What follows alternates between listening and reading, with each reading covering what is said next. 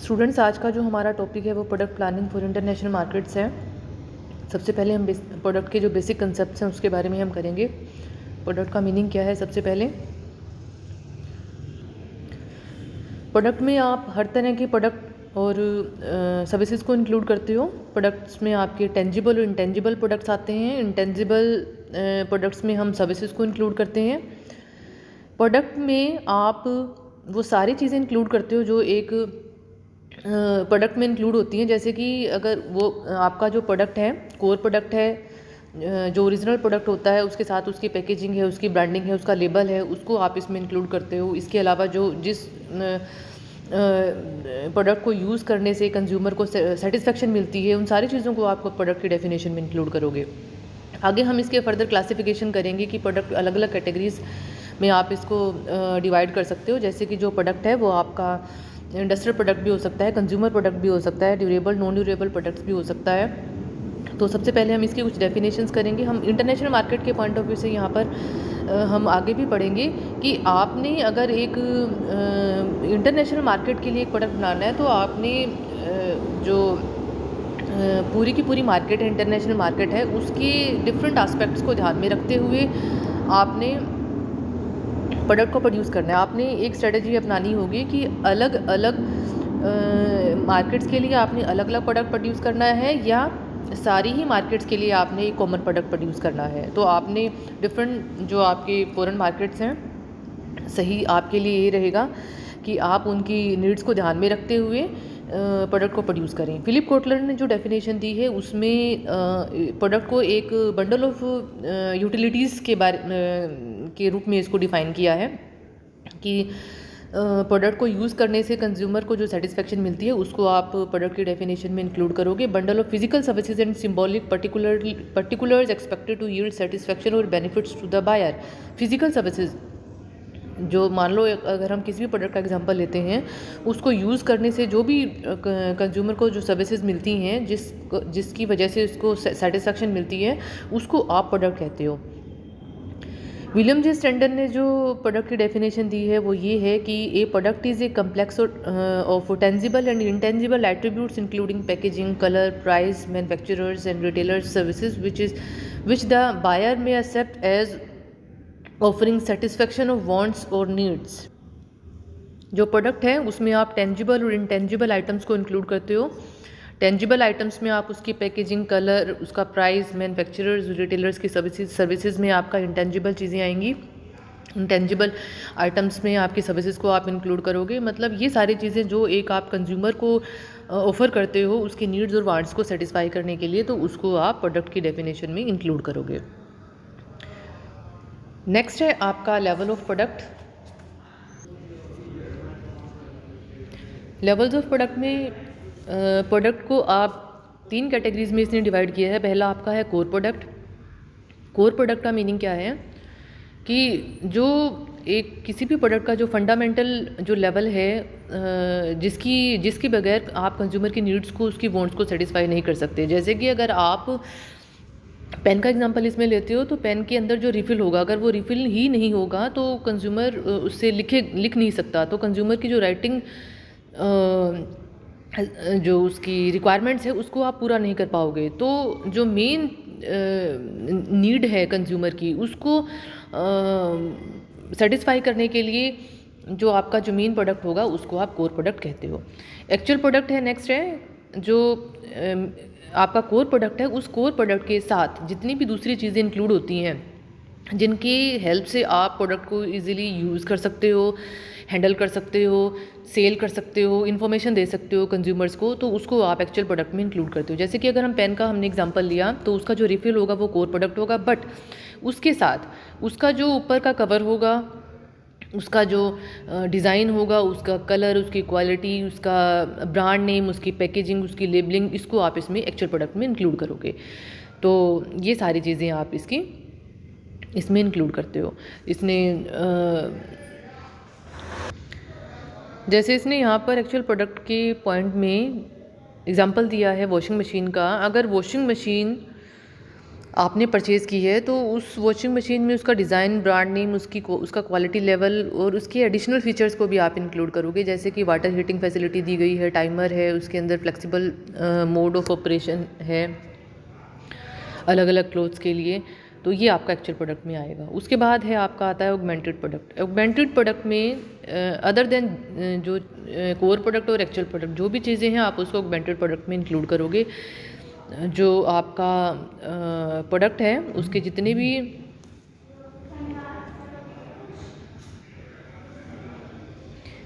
Other benefits और services जो कि मार्केटर कंज्यूमर्स को देता है उसको आप ऑगमेंटेड प्रोडक्ट में इंक्लूड करोगे। एडिशनल सर्विसेज में जैसे कि आपका प्रोडक्ट को जो जब कंज्यूमर उसको परचेज़ करता है तो उसको आपके घर तक लेके जाएगा, उसकी इंस्टॉलेशन अगर उसने फ्री की है, उसकी ट्रांसपोर्टेशन की जो कॉस्ट आपको दी है या क्रेडिट फैसिलिटी आपको प्रोवाइड की है, आफ्टर सेल सर्विसेज आपको प्रोवाइड की है, गारंटी वारंटी, तो ये अगर सारी चीज़ें आपको प्रोवाइड की हैं तो उसको आप ऑगमेंटेड प्रोडक्ट की डेफिनेशन में इंक्लूड करोगे।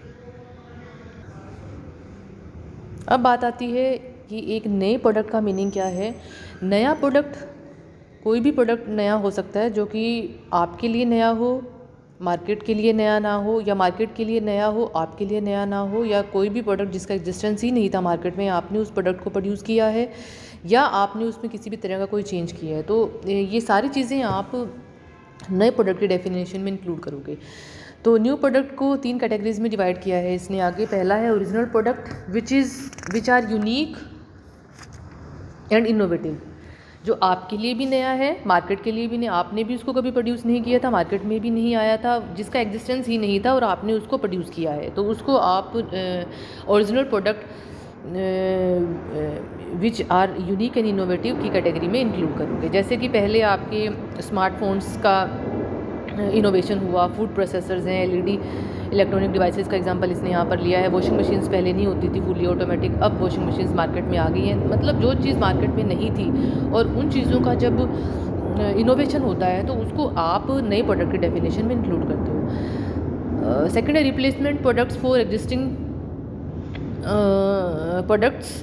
आपने एग्जिस्टिंग प्रोडक्ट के फीचर्स में चेंज किया है, उसमें एडिशनल फीचर्स को इंक्लूड किया है, तो आप उसको नए प्रोडक्ट के मीनिंग में इंक्लूड करोगे। जैसे कि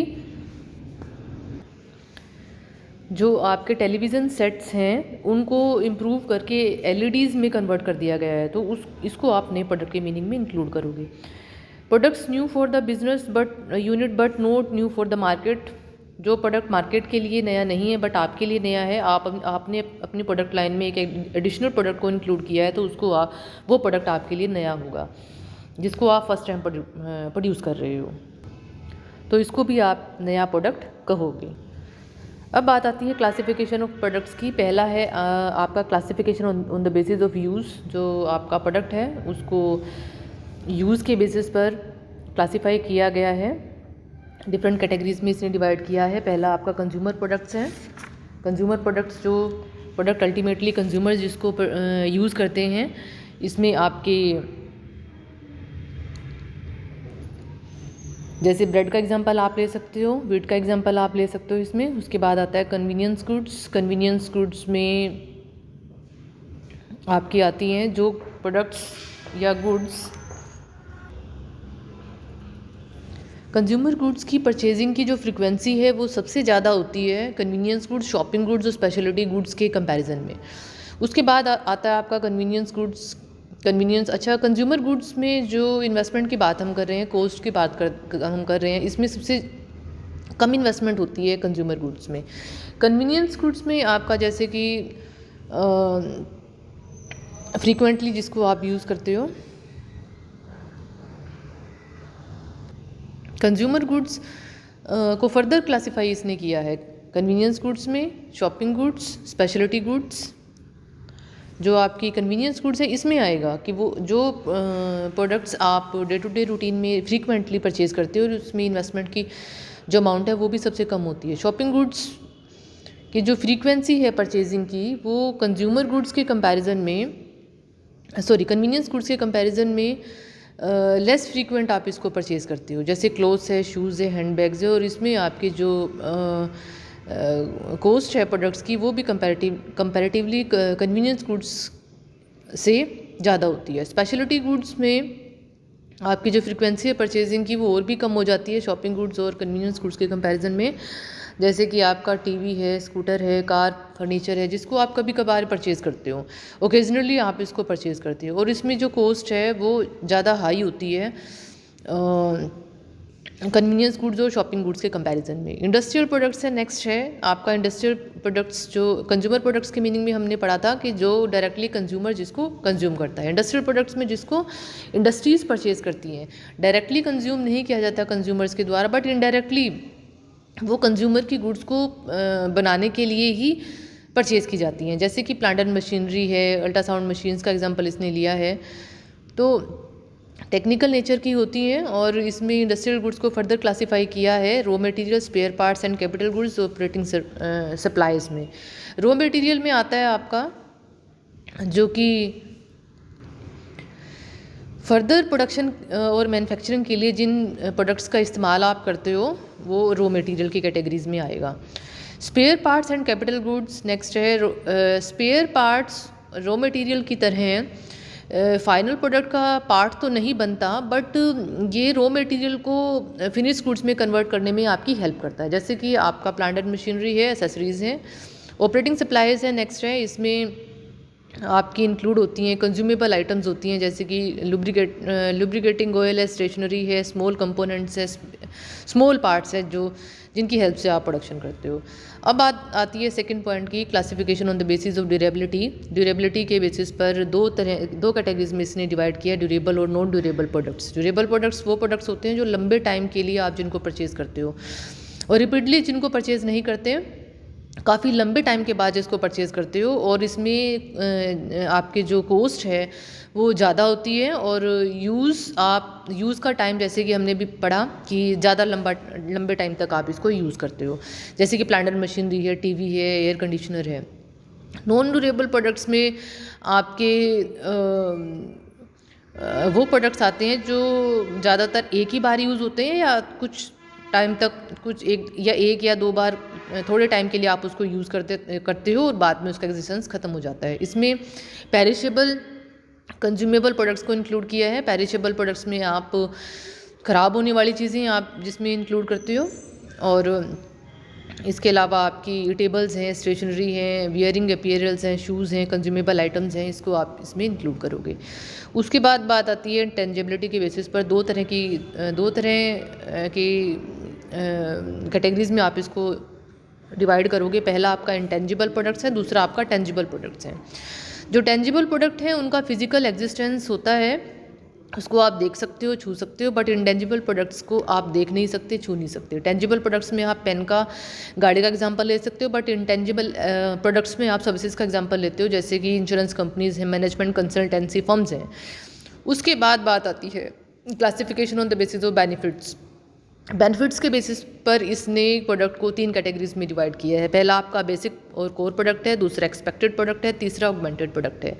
पहला जो कोर प्रोडक्ट है, हमने टाइप्स ऑफ प्रोडक्ट्स में भी पढ़ा था कि जो मेन पार्ट है आपके प्रोडक्ट का, जिसके बगैर अगर वो ना हो तो आपके कंज्यूमर को बिल्कुल भी सेटिस्फेक्शन नहीं मिलेगी प्रोडक्ट को यूज़ करने के बाद, तो उसको आप कोर प्रोडक्ट में इंक्लूड करोगे। हमने पेन का एग्जाम्पल इसमें लिया था।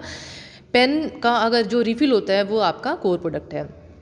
यहाँ पर इसने वॉशिंग मशीन का एग्जांपल लिया है। वॉशिंग मशीन का काम है उसको वॉश करना, तो वॉश ही नहीं करेगी वॉशिंग मशीन तो उसका यूज़ नहीं होगा। तो यहाँ पर वॉशिंग मशीन का जो मेन फंक्शन है वो आपका उसको वॉश करना है। कोर प्रोडक्ट में आप इसको इंक्लूड करोगे। एक्सपेक्टेड प्रोडक्ट है नेक्स्ट है। एक्सपेक्टेड प्रोडक्ट में आप कोर प्रोडक्ट के साथ जो दूसरी आइटम्स है जो आपके कोर प्रोडक्ट को यूज़ करने में आपकी हेल्प करता है, उसके साथ अगर वो होती हैं तो आप इजीली अपने प्रोडक्ट को यूज़ कर सकते हो। उसके साथ की जो चीज़ें हैं उसको आप इसमें इंक्लूड करोगे एक्सपेक्टेड प्रोडक्ट में। हमने इसमें ब्रांड, पैकेजिंग का एग्जांपल लिया था। यहाँ पर इसने वॉशिंग मशीन का एग्जांपल लिया है कि वॉशिंग मशीन सिर्फ कपड़े वॉश करने के लिए नहीं, उसके साथ उसको सुखाने के काम भी आती है, उसको रिंस करने के काम भी आती है। तो इसके अलावा मेक लेस नॉइस, ये क्वालिटीज़ इसने बताई है कि अगर ये सारी चीज़ें होती हैं तो उसको आप एक्सपेक्टेड प्रोडक्ट की मीनिंग में इंक्लूड करते हो। ऑगमेंटेड प्रोडक्ट में आता है एडिशनल फीचर्स जो आपने कोर प्रोडक्ट और जो आपका एक्सपेक्टेड प्रोडक्ट है उसके साथ आपने प्रोवाइड की है। तो इसमें आपका जो आता है आफ्टर सेल सर्विसेज को आप इंक्लूड करोगे, और आपकी जो आफ्टर सेल सर्विसेज आपने दी हैं, इसके अलावा गारंटी वारंटी इंक्लूड होती है। पोटेंशियल प्रोडक्ट नेक्स्ट 4 कैटेगरीज में इसने डिवाइड किया एक्चुअली। जो पोटेंशियल प्रोडक्ट है इसमें all possible additions and changes that the product में हैव इन फ्यूचर, फ्यूचर में जो चांसेस हैं इसको इंक्लूड करने के, तो उसको आप इंक्लूड करोगे पोटेंशियल प्रोडक्ट्स में।